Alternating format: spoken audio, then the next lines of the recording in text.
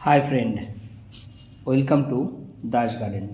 বন্ধুরা, এই যে দেখুন, এটা হচ্ছে নাগ চম্পা গাছ। তো এই গাছটা কিন্তু বন্ধুরা আমার বাগানের না, আমার নিজস্ব বাগানের না। এটা আমি যেখানে কাজ চলছে আমার, সেখানে আমি এই গাছটা আমার চোখে পড়ে যে একজন কাকিমার বাড়িতে।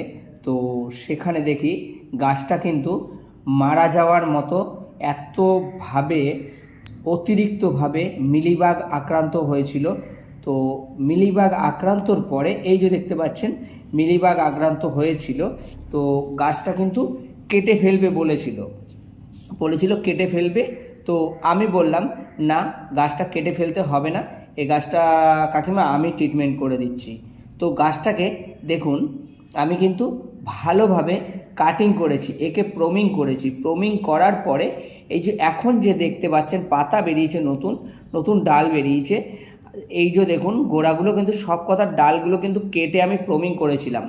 যত পোকা পাতাওয়ালা ডাল আছে টোটাল ডাল কেটে একে প্রোমিং করেছিলাম। প্রোমিং করার পরে এখন যে দেখতে পাচ্ছ, এগুলো কিন্তু নতুন ডগা বেরিয়েছে, নতুন ডাল বেরিয়েছে। নতুন ডাল বেরোবার পরে গাছটা দেখো কত অপরূপ সুন্দর হয়ে গেছে। গাছটা কিন্তু আর মারা গেল না, আর গাছটা কেটেও ফেলতে হলো না। গাছটাকে আমি নতুনভাবে জীবন দিলাম। গাছটা দেখো, এই যে প্রত্যেকটা ডগা কিন্তু আমি কেটে ফেলেছিলাম।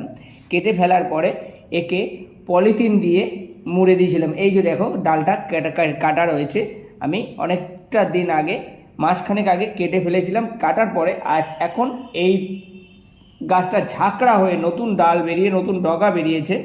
বেরোবার পরে কিন্তু গাছটা দেখো কত অপরূপ সুন্দর হয়েছে।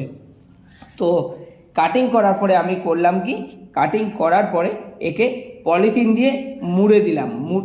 গাছের ডগাগুলো মুড়ে দেওয়ার পরে কিন্তু এর থেকে আবার নতুন এই ডগাগুলো বেরিয়েছিল।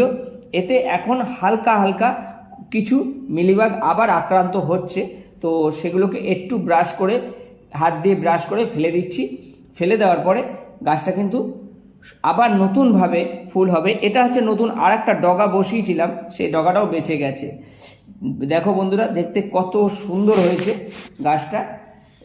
ভিডিওটি যদি বন্ধুরা ভালো লাগে, প্লিজ লাইক শেয়ার কমেন্টস করো, সাপোর্ট করে আমার পাশে থেকো। এই ধরনের গাছের বিভিন্ন রকমের ভিডিও তোমাদের সামনে আমি তুলে ধরতে পারবো।